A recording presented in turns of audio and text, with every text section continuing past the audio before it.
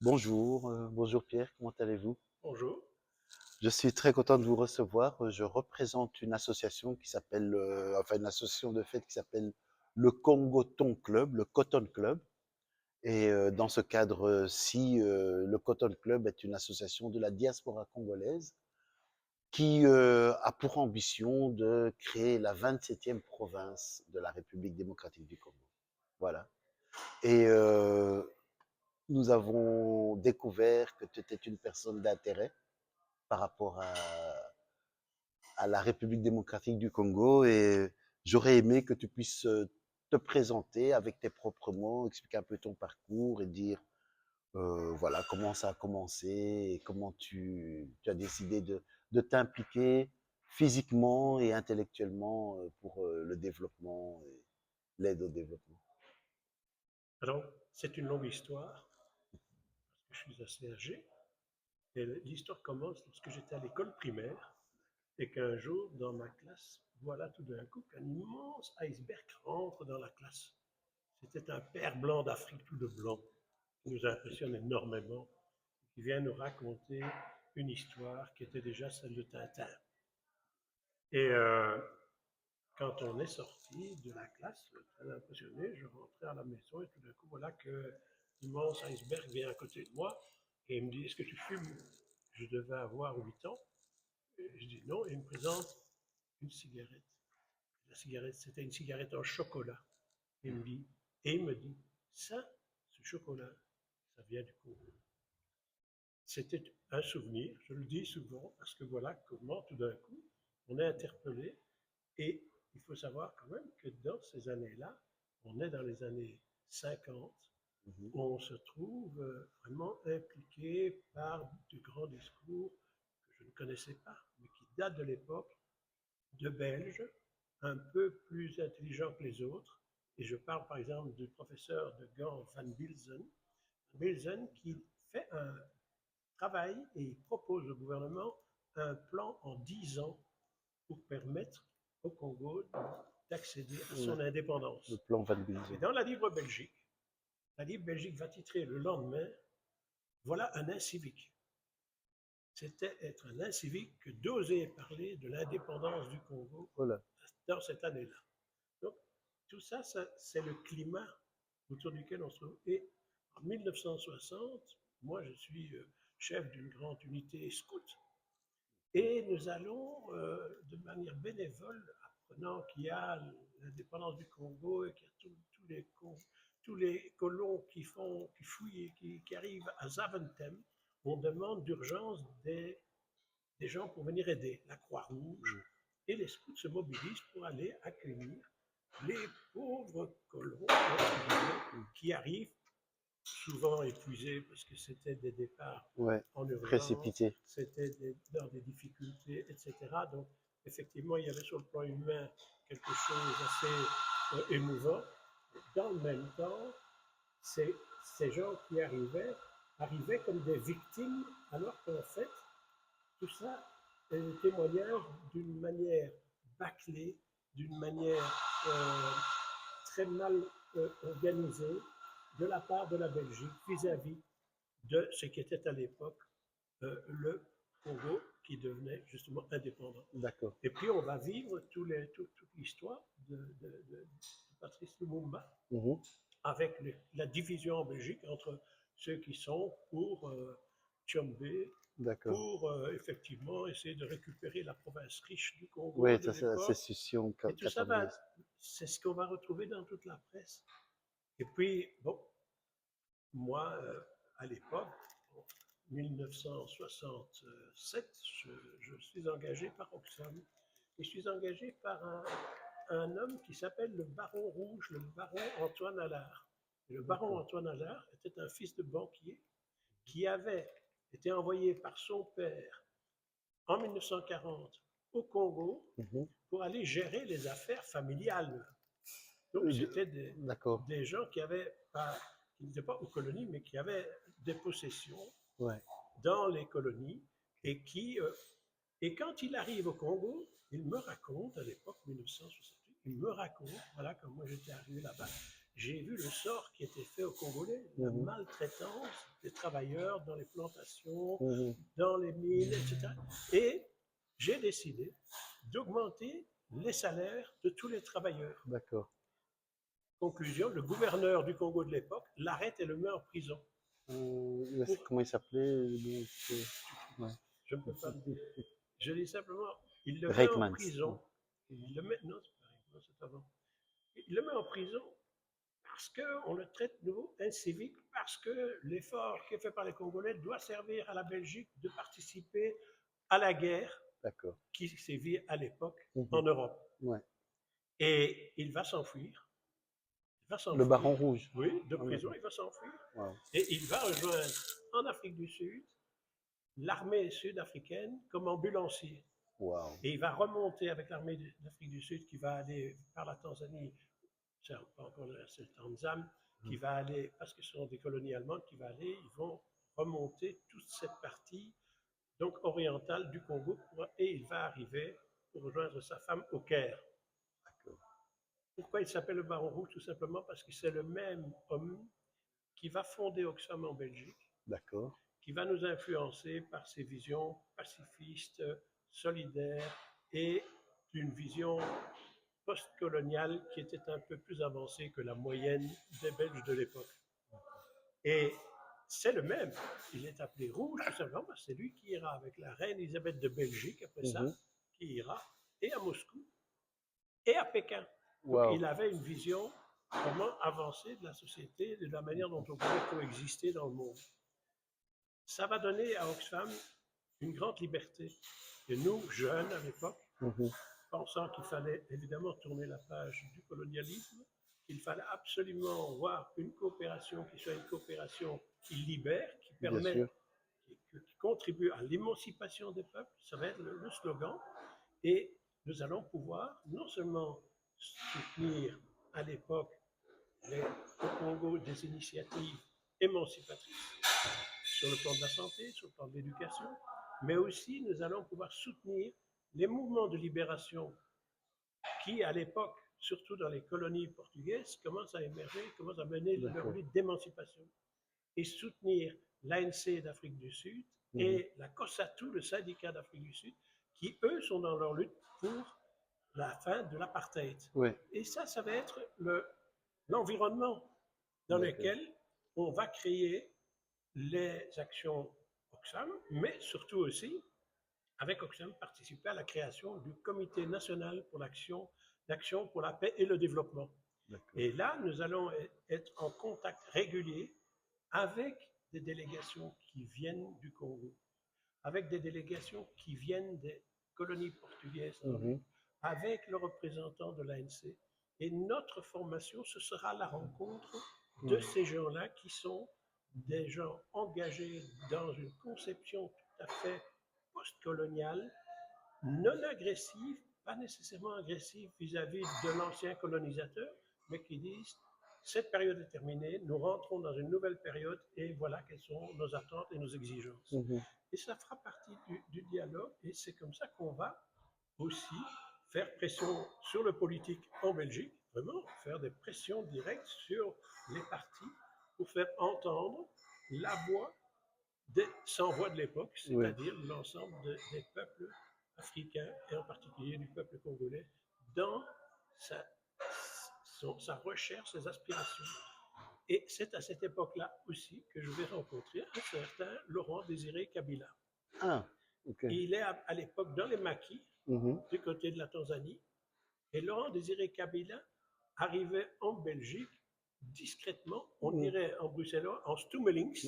Il arrivait et il avait un cousin ici en Belgique qui était au CNCD qui s'appelait Kakouji. Oui, Gaëtan qui était Kakouji. responsable de l'opération 11-11 à Liège, mais il en avait un autre qui était très discret ici à Bruxelles et qui venait me voir avant l'arrivée de Laurent Désiré Kabila en disant écoute Pierre, tu n'aurais pas un manteau et un pull pour le président, pour Laurent, parce que il arrive et il sort là de sa bouche, il n'a rien. Ah ouais. C'était quelle année ça? Ça, c'est les années, allez, je réfléchis un instant, c'est les années 70. D'accord, OK. ok, 70, 70, entre Mmh. 70 et 75, Mmh. où il arrivait, on le voyait, on discutait, il repartait, tout aussi Mmh. Mmh. discrètement qu'il était venu. Et c'est ça, c'est là l'homme qu'on a dit qu'il avait des richesses, etc. Non, moi je peux témoigner Mmh. qu'il n'avait rien au point qu'il fallait lui Ouais, fournir un manteau et un pull bien quand sûr. il arrivait en Belgique. C'était l'époque de la zaïrianisation aussi. Exactement, c'est cette époque-là et c'est tout ce travail-là. Donc, en ce qui concerne l'Afrique, ça c'était un peu mon environnement.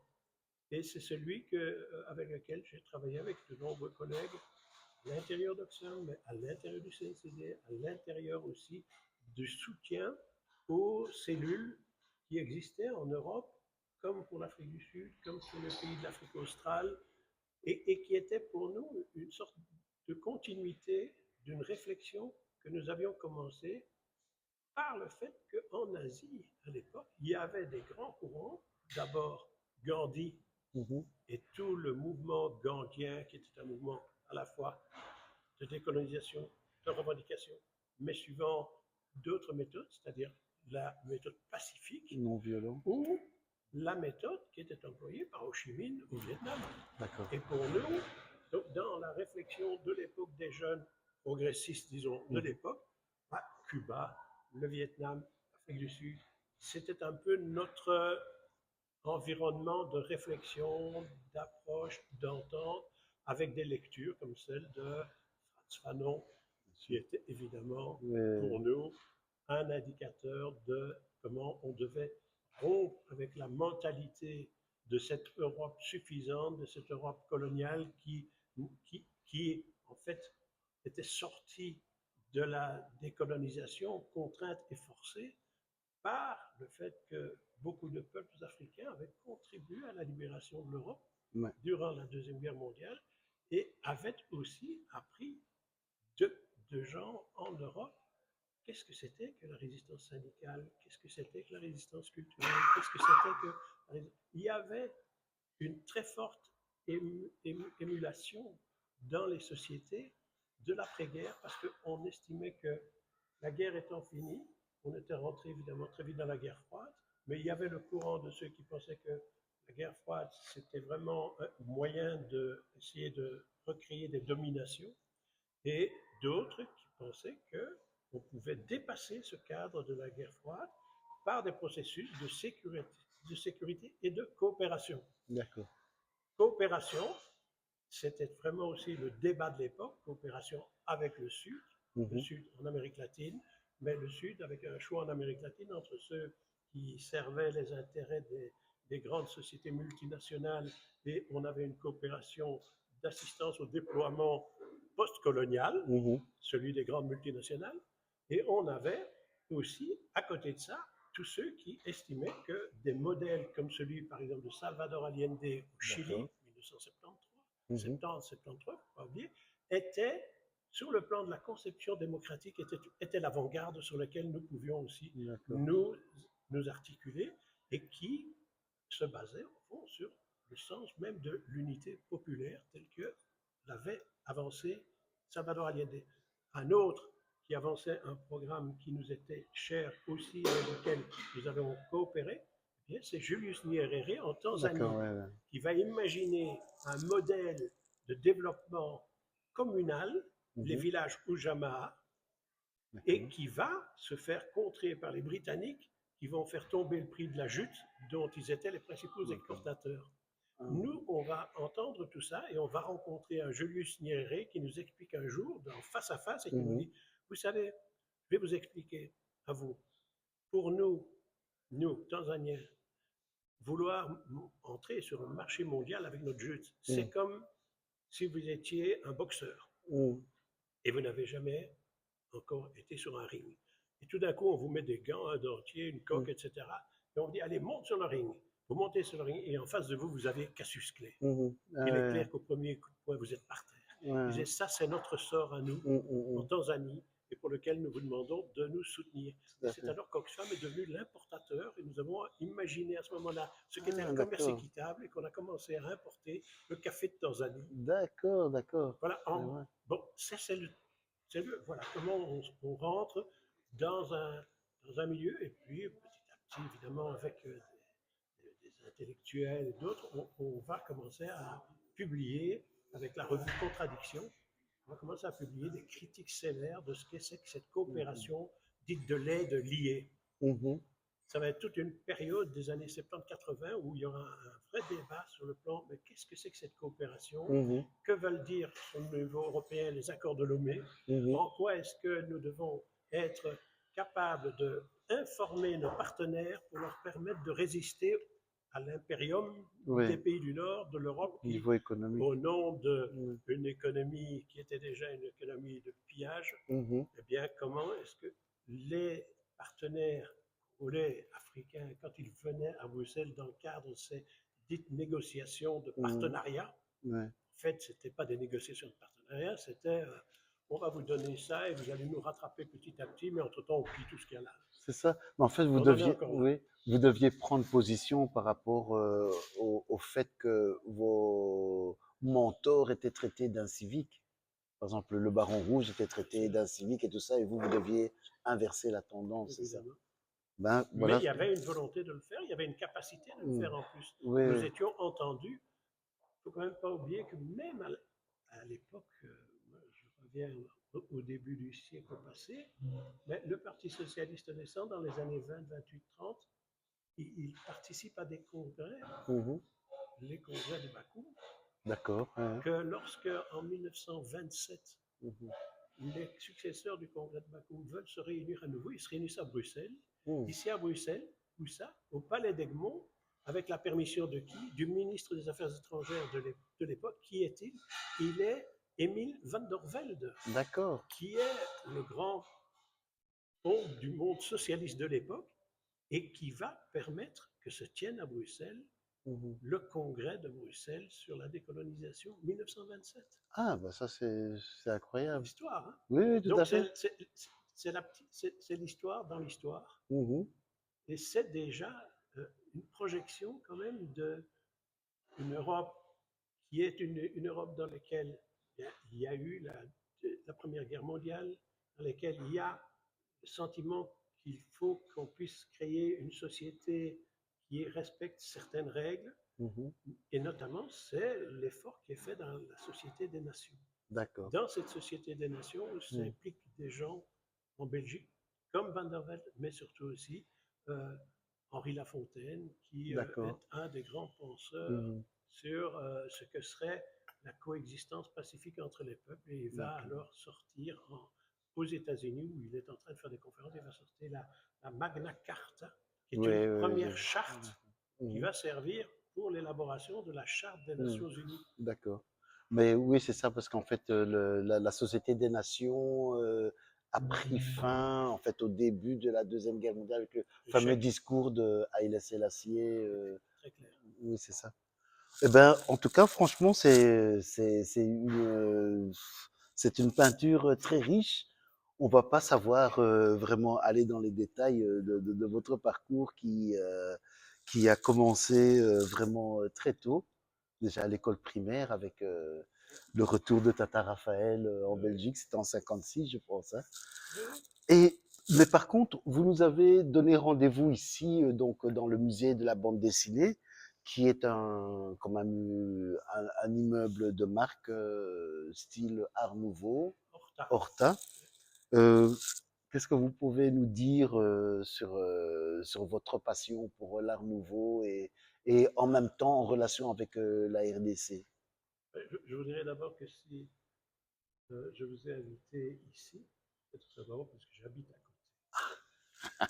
Et qu'à côté, je vis avec une personne qui est une experte de l'art D'accord, d'accord. et qui a écrit un livre sur Bruxelles Voilà, et cet art nouveau qui est absolument extraordinaire et qui participe bon, à ce moment-là d'un moment historique où la culture mhm. et les arts ont pris une Un extension essor. incroyable, un Mhm. essor particulier juste avant la Première Guerre mondiale. Oui, oui, oui. Et donc, c'est assez exceptionnel de voir ces lieux. Et le deuxième point, je vous Mhm. dirais, c'est parce que moi, petit, avec ma maman, Mhm. je venais ici pour acheter le tissu dans lequel à l'époque encore, on coupait les robes, on coupait les culottes des garçons, et voilà. Et que ce lieu aujourd'hui réservé pour la bande dessinée, a été préservé grâce au fait qu'il y a des gens qui se sont battus pour en faire ce musée, D'accord. mais était aussi un lieu où tous les Bruxellois se rendaient parce que c'était la maison Wauquiez où, et un monsieur Wauquiez ayant fait de belles affaires, avait construit cet immeuble Mhm. parce que quand on avait des moyens, on essayait de montrer qu'on avait en plus du talent et Mhm. de la qualité artistique. Et ce monsieur Wauquiez avait donc son entreprise de tissu. Oui, Tout Bruxelles venait acheter son tissu incroyable. ici. Et ça, donc tout petit, après la guerre, après la Deuxième Guerre mondiale, je venais ici au bras de Mhm. et on achetait le tissu qui allait servir à faire nos culottes. D'accord. Donc la fortune de Monsieur Wauquiez, en fait, ne venait pas du Congo belge, mais venait en fait du commerce qu'il effectuait Lui, ici. c'était un commerçant bruxellois. Un Oui, commerçant oui, oui, bruxellois. oui, oui, oui, oui. Parce qu'en fait, il y a une certaine forme. Mais, Ah oui. bon, attendez, la richesse de la Belgique de l'époque vient, un, du fait de la colonie, c'est Mhm. clair, mais vient aussi du fait que l'industrie de l'époque, c'est le minerai, c'est le charbon, c'est D'accord. l'acier. Ouais. Et la Belgique va se trouver dans les années juste entre les deux guerres, va se trouver parmi les leaders industriels de la planète. Oui. C'est-à-dire il y a une richesse Mhm. nationale énorme qui est créée du fait même que vous avez tout cet espace minéral, charbon, qui traverse toute la Belgique, depuis la France jusqu'au Luxembourg, Mhm. et que les grosses sociétés minières et les grosses sociétés de l'acier se trouveront ici en Belgique, Oui. dont le siège sera à Bruxelles, et qui seront donc à ce moment-là des grands investisseurs parce qu'ils ont de l'argent, ils Mhm. ont beaucoup d'argent. Ils ont du cash Et flow. après la guerre, ils ont en plus, comme ils ont fourni l'uranium du Congo aux Mhm. Américains pour faire la bombe, ils sortent de la guerre pas tellement pauvres, Mhm. Oui, tout à pas fait. pauvres du tout. Et ils vont évidemment avoir ce début de ce siècle du XXe, là, ils vont avoir les deux guerres certainement, mais en même temps, les Belges vont un peu passer à travers avec un certain bien-être. Et je dis toujours, une partie de la manière dont le grand patronat belge a pu satisfaire les revendications ouvrières, syndicales, des combats et des luttes héroïques menées par les mineurs, menées par les métallurgistes, Mhm. menées par les gens du port d'Anvers, etc. Ces luttes qui ont créé le bien-être social des travailleurs en Mhm. Belgique sont dues certainement à leur travail, mais sont dues aussi au fait que pour pouvoir donner plus, eh bien, on prenait un peu plus Oui. dans les mines du Congo. C'est ça, mais est-ce qu'on peut dire alors que par exemple un mouvement tel que l'Art nouveau qui est apparu pendant une courte période à la fin du 19, 20e Oui, oui, c'est siècle, ça, c'est aussi. euh, est-ce que on peut dire que l'Art nouveau a été en partie financé par la colonie et le commerce Par le double fait qu'on avait la richesse aujourd'hui encore dans le monde. Allez, Mhm. regardez bien ce qui se passe. Monsieur Trump, qu'est-ce qu'il fait? Pourquoi est-ce Ah qu'il ouais, va au Venezuela? Pourquoi est-ce qu'il va partout? C'est pour aller prendre les ressources voilà. naturelles. Bah, il se Les cache ressources plus. naturelles de l'époque, c'était le charbon. Oui. Et le charbon, et des travailleurs. Et ces travailleurs ont payé cher. Le bois du casier. Ont payé cher le travail qu'ils ont fait. Aujourd'hui, on apprend qu'il y a 250 morts dans une mine au Congo. Mhm. C'était chez nous aussi. Voilà, le bois du casier, Ouais, c'est ça. C'est la manière dont on traite des travailleurs. Tout ça pour l'exploitation et pour payer le moins ouais, cher et faire le plus gros ouais, résultat. Donc ça, c'était le Congo et ses mines. ouais. C'était ce qui a fait la position particulière de la Belgique, Mhm. sa capacité à être un acteur même dans le monde, parce Mhm. que Mhm. si le canal de Panama a été construit, si le métro a été Ouais, bien sûr. tracé au Caire, etc., c'était des ingénieurs belges. Il y Ouais, avait une production d'ingénieurs sans ouais, précédent à ouais. l'époque, qui donnait à la Belgique une position beaucoup supérieure à ce qu'est ce petit pays, Ouais. mais qui était juste évidemment grand, parce que, comme le disait Léopold II, il était en bord de mer, et que quand vous avez la mer à côté de Mhm. vous, eh bien vous êtes peut-être quand même un grand pays. Ah, d'accord. C'est ce que pensaient aussi les Hollandais. Ben, c'est super. Ben, je voulais juste poser une question parce qu'en fait, quand Léopold II a abdiqué, il a été remplacé par, je pense, Albert Ier, c'est Oui, ça? Et apparemment, il semblerait qu'Albert Ier voulait se détacher de l'exploitation sauvage. Et alors, il s'est plus intéressé au côté social. Donc, c'était un peu le climat C'était qu'il le y avait en climat, il y Belgique. avait un climat de l'époque avec des libres penseurs. Ouais, ouais, voilà, c'est ça. Et Albert Ier, par exemple, il faisait de l'escalade avec Henri Lafontaine. Ah ouais, d'accord, ok. Donc Donc, ces ouais, c'est ça. gens Il y avait une ouverture d'esprit. avaient... Bon, il y avait quand même eu toute la contestation autour de Léopold II et Ouais, de la colonie. Ça va influencer. ouais. Ça va influencer au point que même après la Deuxième Guerre mondiale, quand les Belges sont aux affaires, eh bien, par exemple au Congo, ils vont avancer l'idée du bien-être colonial. Alors Ah, c'est très paternaliste, hmm, mais quand vous regardez bien, c'était pour donner une priorité au bien-être des gens en matière d'accord. d'éducation et de santé. Ouais. Et ils vont le faire de manière relativement positive. Mais en même temps, ils vont décider qu'on peut éduquer, mais jusqu'à un certain niveau. Ce D'accord, qui ouais, fait ouais, que tout à fait, les en évoluer. 1960, il y a juste un universitaire congolais. C'est formidable.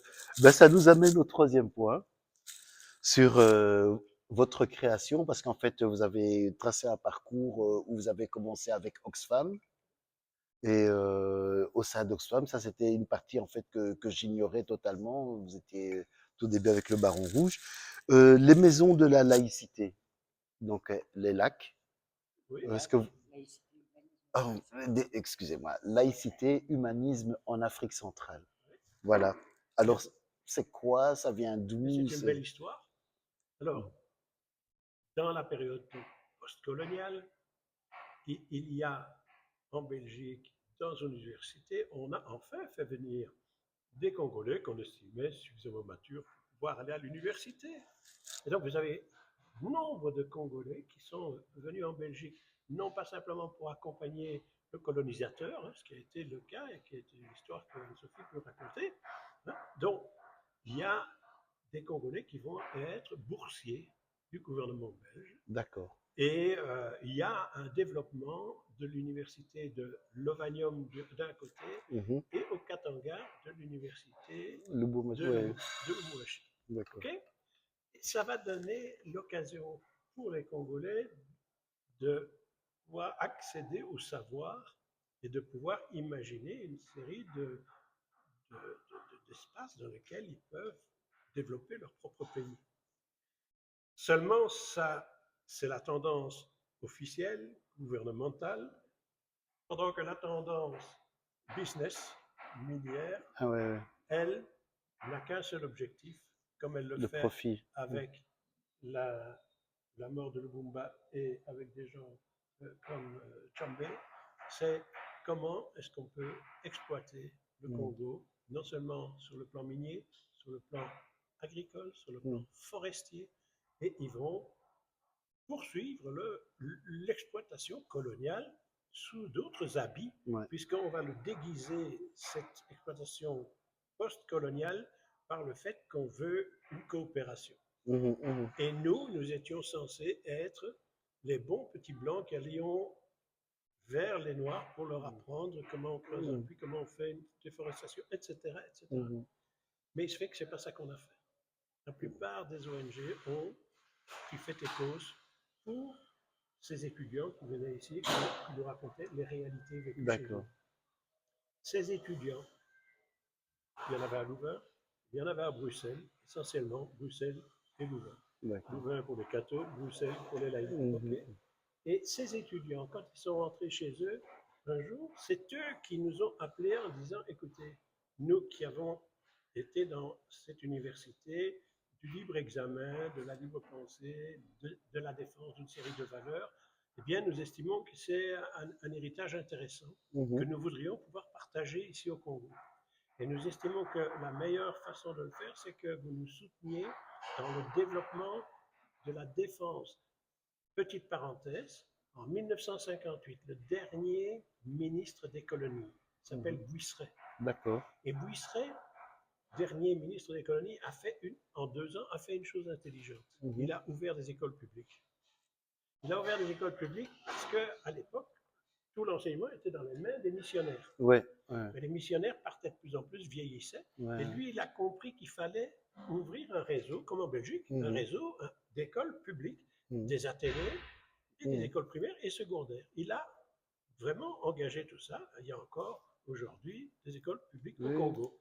Même si M. Mobutu n'aimait pas ça et préférait que les missionnaires s'en occupent, ça le débarrassait d'un poids dans son budget, ça lui permettait de piller un peu plus les budgets et l'argent qu'il recevait du Nord pour soi-disant le développement du Congo. Ça passait dans sa cassette, on a retrouvé 15 milliards en Afrique du Sud, cachés quelque part. C'était la fortune de Mobutu et c'était le détournement de l'argent de la coopération qui lui était alloué pour faire le travail de santé et d'éducation. D'accord.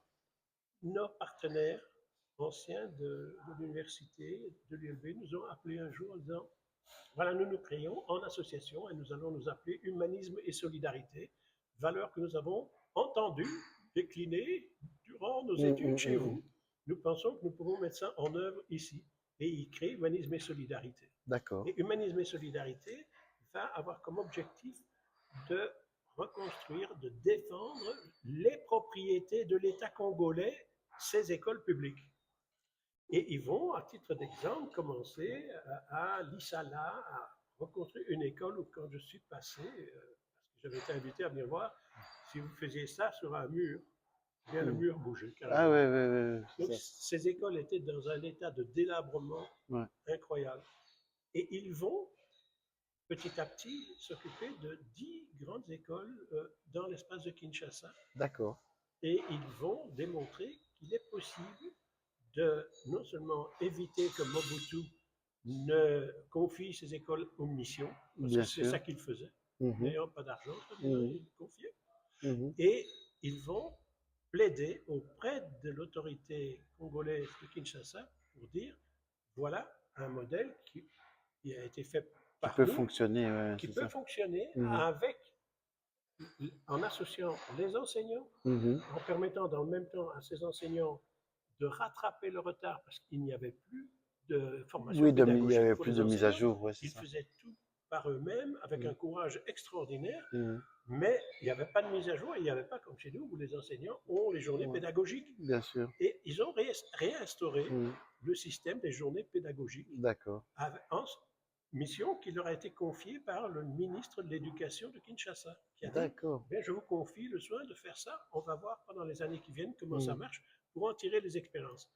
Et ça a été un moment assez intéressant où voilà, des enseignants qui participent chez nous à la formation des enseignants sont allés partager avec les enseignants congolais cette expérience. Donc il y a eu un échange interuniversitaire ou bien c'était de la société civile? Société civile. D'accord. Et c'était le LAC qui a, ici en Belgique, pris la responsabilité d'être partenaire d'humanisme et solidarité et qui a, pendant des années, fait ce travail de soutien à la reconstruction d'écoles où, si on prend l'Athénée de la Victoire à Kinshasa, que tout le monde connaît, parce que c'était l'Athénée de la Victoire, quand je l'ai visité la première fois, il restait encore 145 élèves. D'accord. Sur tout l'espace qui était là. Et on a fait le travail avec eux de reconstruction. On n'a pas seulement fait le travail de reconstruction, on voyait qu'il n'y avait même pas d'atelier de cuisine, il n'y avait pas d'atelier d'ordinateur. Et Anne-Sophie, ici présente, a fait tout un travail de mobilisation publique pour avoir du matériel qu'on a pu envoyer encore à l'époque par container et qui permettait, pendant ce temps-là, de reconstruire l'école. La rentrée suivante, eh bien, il y avait 2400 élèves. Ah ouais. Mais quand il y a un besoin tel aujourd'hui. Il y a un besoin tel. Et c'est une irresponsabilité collective. Responsabilité postcoloniale des Belges qui ont une responsabilité, qui ont manqué à leur devoir à l'époque, de faire en sorte que l'éducation redevienne le flambeau, la manière. Ça faisait pas partie du business model déjà à l'époque. C'était non, malheureusement. Alors que c'est encore aujourd'hui la nécessité absolue et la demande des parents congolais, la demande des parents africains en général, où on voit que malgré qu'on ait mis l'éducation et l'enseignement pour tous en 2000, c'était une des grandes proclamations des Nations Unies, enseignement pour tous, en particulier pour les petites filles. D'ici 2015, il faut qu'on ait tous les enfants à l'école. On est aujourd'hui en 2026, 11 ans plus tard, et il y a trop d'enfants qui sont encore privés de l'accès à l'enseignement, trop de parents qui malheureusement ne peuvent pas avoir accès parce que l'enseignement, là où il existe encore et qu'il a un peu de qualité, il est privé et il Mhm. faut payer pour pouvoir aller Dans bénéficier de l'enseignement son... privé, parce que maintenant, Exactement. depuis 2000, enfin depuis que Tshisekedi est là, c'est L'enseignement gratuit. logiquement gratuit, mais il Mais faut encore payer maintenant les on sait ce que professeurs, c'est quoi. que l'enseignement Ouais. gratuit et que les Mm. parents doivent quand même payer le professeur. Ouais. Bon, donc, tout ça est encore mais c'est C'est en aussi gestation. Ouais. en gestation et c'est en même temps des priorités qu'on ne respecte pas. On Ouais. s'y engage en 2000, toute la coopération devrait être mobilisée là-dessus. Et à la fin, en 2015, quand on fait le bilan, on s'aperçoit qu'à part la Chine, qui a vraiment fait des progrès, Mhm. mais ce n'est pas l'ONU, ce n'est pas les pays occidentaux, ce n'est pas Mais la coopération internationale, c'est la Chine elle-même ils l'ont qui a fait de fait manière le pas de autocratique. manière autonome. Ouais. Et donc, ici, l'Afrique, c'est clair, comme disait De Gaulle, c'est le continent du 21e siècle, Mhm. mais le 21e siècle a en tout cas très mal commencé. Ouais. Et voilà, alors là-dedans, eh bien, nous sommes dans le milieu laïque en Belgique. Il y a D'accord. un milieu laïque de gens qui estiment qu'un État moderne doit se fonder sur la séparation de l'Église et de Bien l'État, sûr. qu'on respecte les opinions et les engagements de chacun en matière de conviction, Mhm. religieuse ou non, mais que ça n'a rien à voir dans la gestion de l'État et dans le Ouais. service que l'État rend à la population. Ce Bien sûr. service doit être Ouais. neutre. Les lacs sont nés en Et quelle année, en fait? Lac est né il y a maintenant 25 ans. 25 ans. Et un peu comme vous. En 2000 alors? Oui, autour des années 2000. 97. 97 exactement. Et le lac alors va faire une étape supplémentaire un jour, puisque dans le système de la laïcité organisée en Belgique, on a les maisons de la laïcité, Mhm. qui sont des lieux de rencontre, d'éducation, de débat, de mobilisation citoyenne. Mhm. Eh bien, on se dit, mais pourquoi est-ce qu'on ne pourrait pas échanger avec nos partenaires? Et ils étaient venus visiter des maisons de la laïcité. Ouais. On a dit, bon, grâce à celui qui m'a précédé à la tête du lac, Freddy Jacquet, il a négocié qu'on puisse ouvrir une première maison de la laïcité à Kinshasa pour D'accord. démontrer que c'est un instrument, non, c'est Un lieu. un lieu où les questions émancipatrices, les questions de liberté de pensée, les questions de protection de la vie privée des gens, du droit des femmes à disposer de leur corps et Mhm. d'elles-mêmes, que tout ça faisait partie d'un capital qu'on pouvait échanger Mhm. avec des partenaires congolais. Ah ouais. Donc c'est la première maison de la laïcité, c'est un lieu de démonstration, Ouais. d'exemplarité pour d'autres initiatives.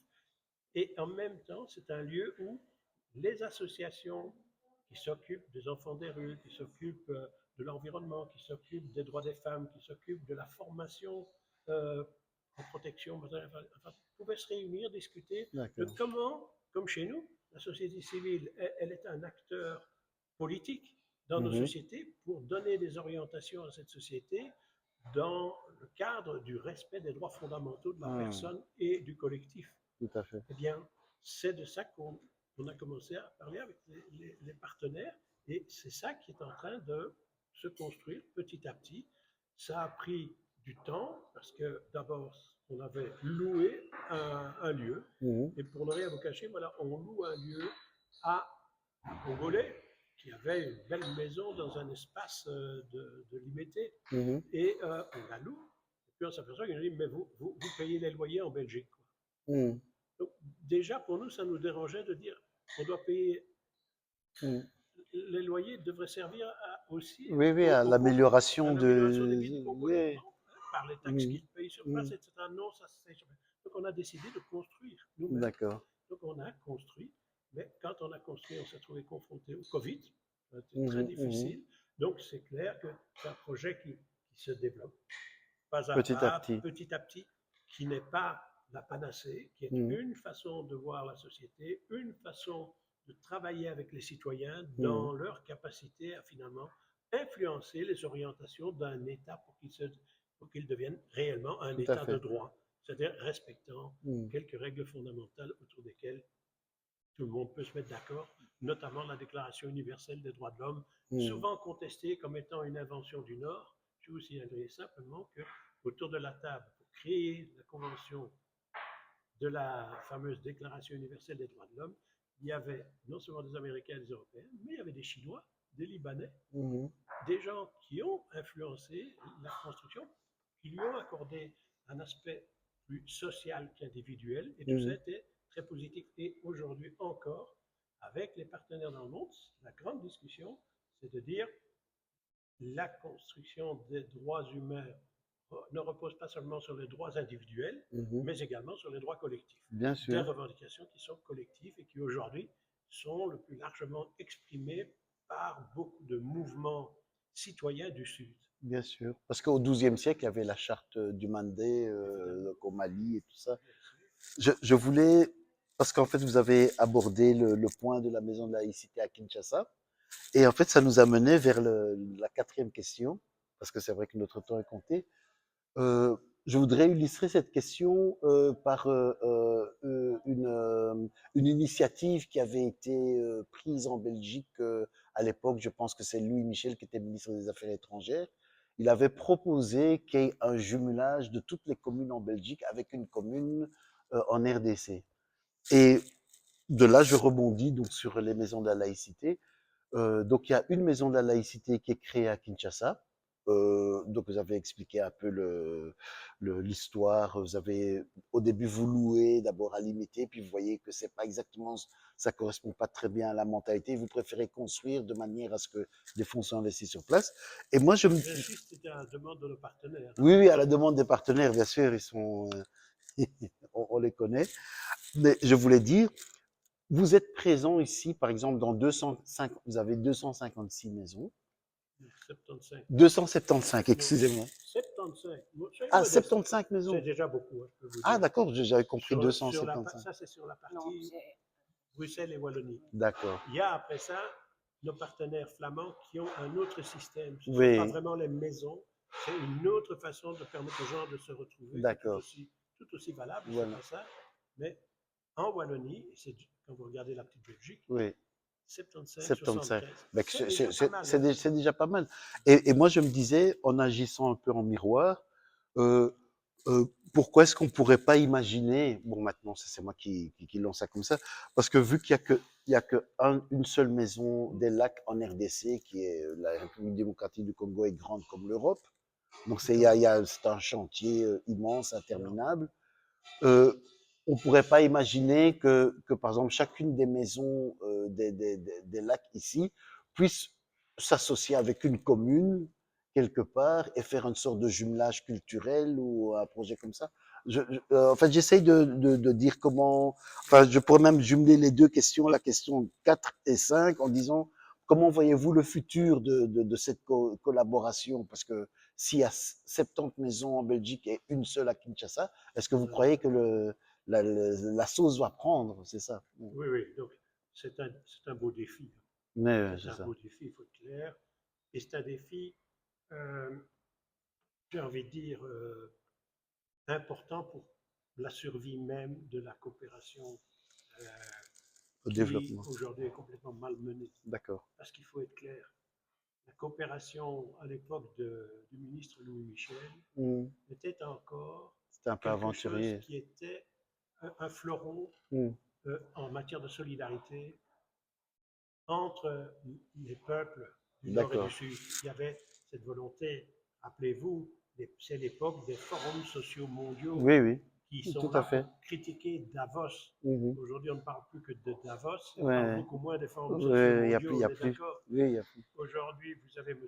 Trump qui supprime Les USAID, l'USAID oui. et tous les pays européens. Aujourd'hui, le calcul, la réduction est une moyenne de 35%. D'accord. Donc on se trouve aujourd'hui devant un Occident, je Ouais. dis bien Europe et Amérique, qui s'est complètement replié sur lui-même, Ouais. qui essaye comme une forteresse d'imposer ses règles à l'ensemble du monde de nouveau de Mhm. manière impérialiste Ouais, ouais. pure, et ça fait un tort infini à tout ce qui était euh, Ouais. la conception d'un monde de sécurité, de coopération, de négociation autour de table pour savoir comment est-ce qu'on fait en sorte que, eh bien, les gens qui sont aujourd'hui complètement marginalisés, ces Mhm. gens qui sont victimes soit de génocide, comme ça a été le cas au Ouais. Rwanda, comme c'est le cas aujourd'hui à Gaza, Ouais. que ces gens qui ont Excusez-moi du été peu. victimes aujourd'hui des infrastructures minières qui tuent des enfants et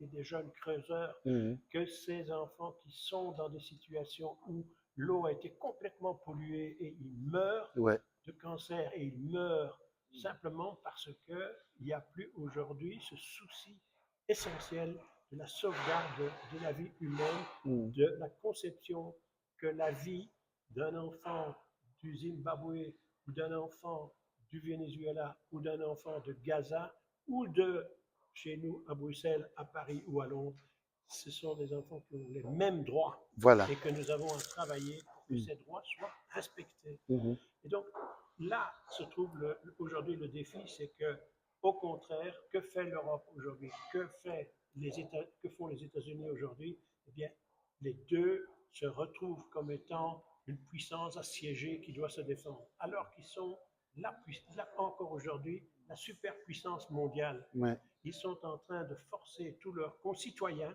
Mhm. à consacrer 5% de leurs impôts Mhm. pour faire de l'arme, pour faire de, Ouais. parce que, soi-disant, M. Poutine Mhm. est l'ennemi mortel et Mhm. qui va nous envahir. Et comme disait un général français, demain, les troupes russes défileront sur les Ouais. Champs-Élysées. J'ai entendu ces conneries-là tellement de fois dans ma Soyez vie prêts à laisser que mourir vos nous enfants. devons Mhm. aujourd'hui avoir conscience que le débat collectif mondial, c'est de mettre fin à la course aux armements, Ouais. de mettre fin à la préparation des guerres, de mettre fin aux guerres, de nouveau de respecter les principes fondamentaux qui ont donné un peu de sagesse à l'humanité après la Deuxième Guerre mondiale en créant les Nations Unies, en donnant aux Nations Unies des responsabilités à travers l'ensemble de ces institutions, le PAM, le PNUD, Mhm.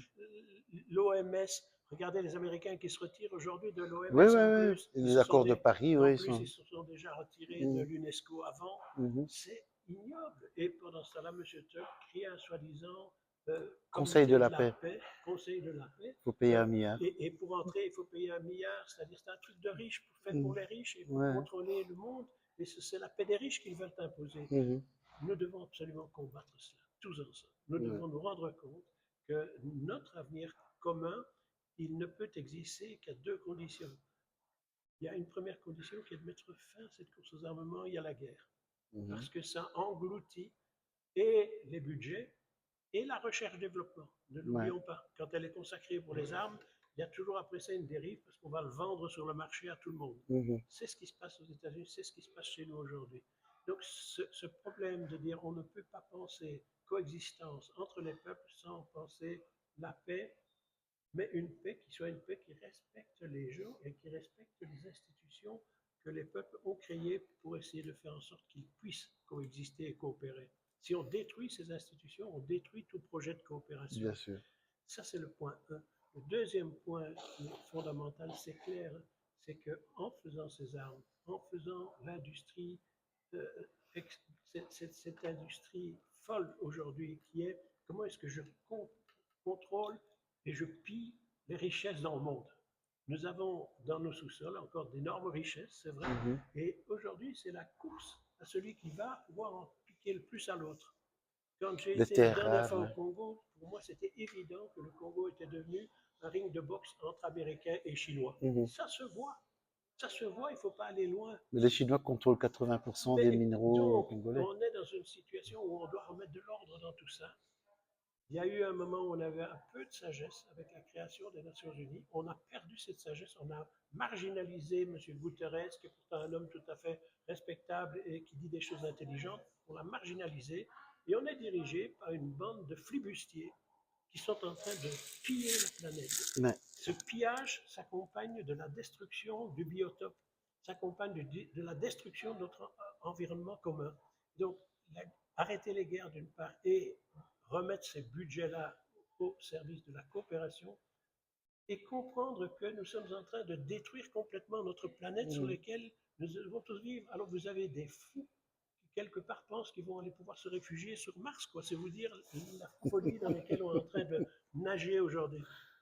Ayons la capacité forte, la parole partagée entre nous pour faire en sorte que nos politiques reprennent sérieusement en charge ce besoin absolu de mettre fin à un indicateur qui est un indicateur pourri, c'est celui du PIB, le produit intérieur brut et qu'on mesure tout et que la Banque mondiale nous impose de faire tout en fonction d'un PIB qui ne peut pas dépasser un niveau de dépenses supérieur à tel budget, pas plus de 3% en plus, etc.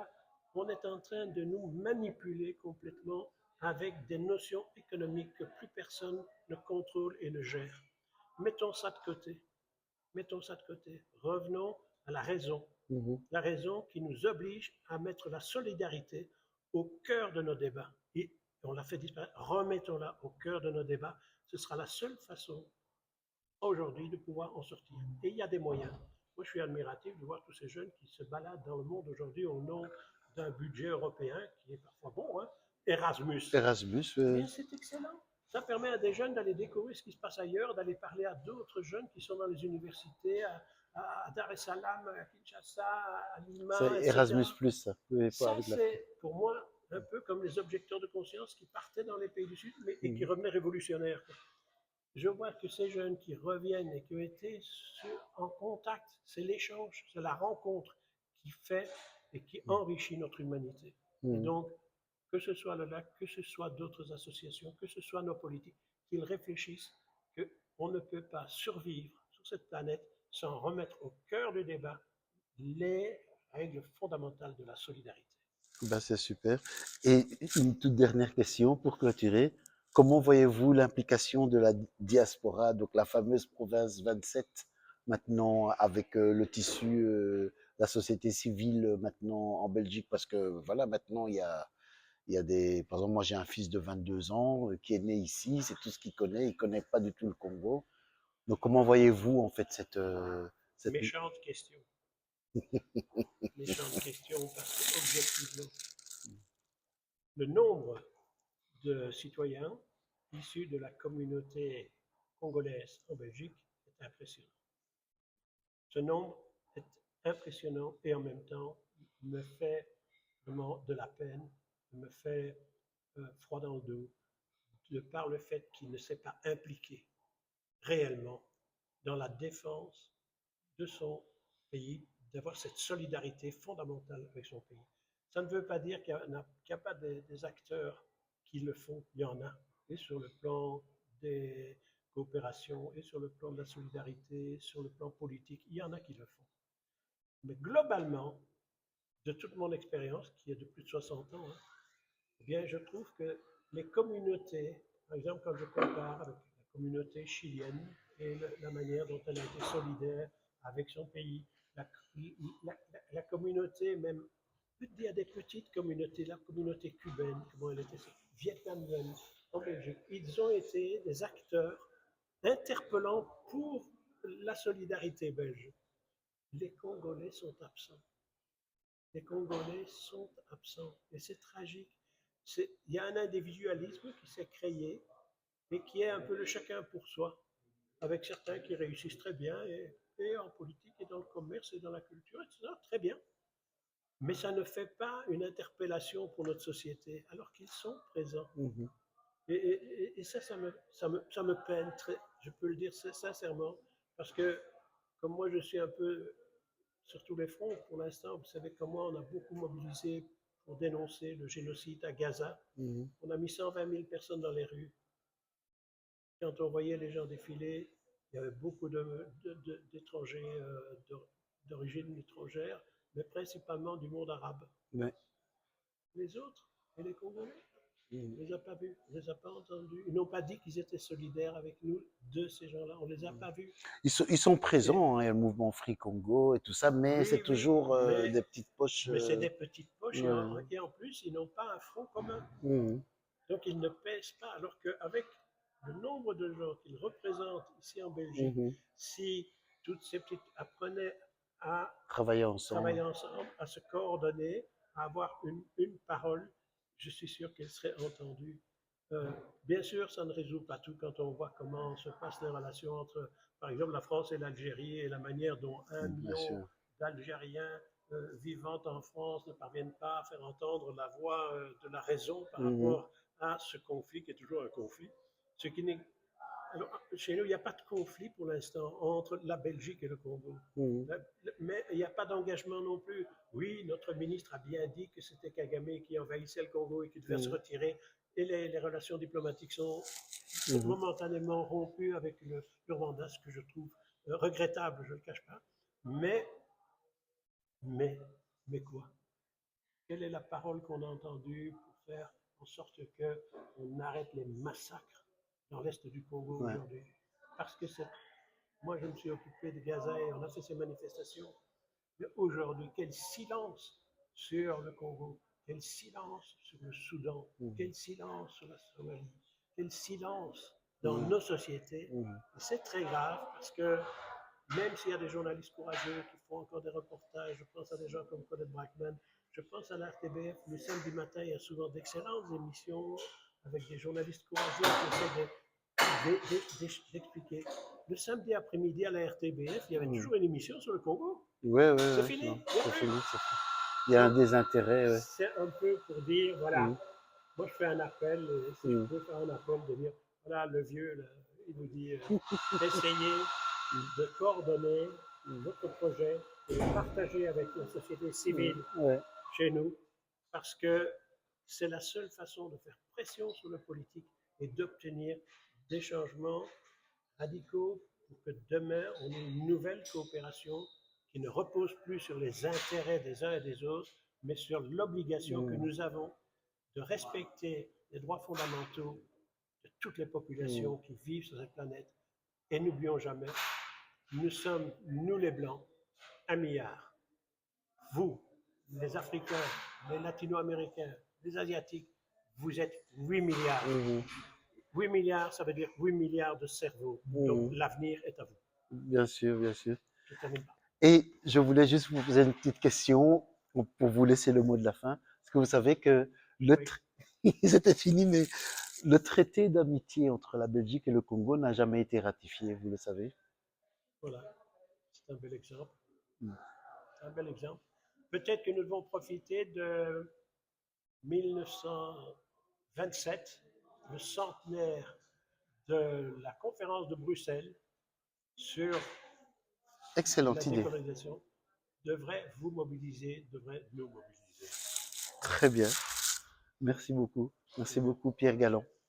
Moi, je fais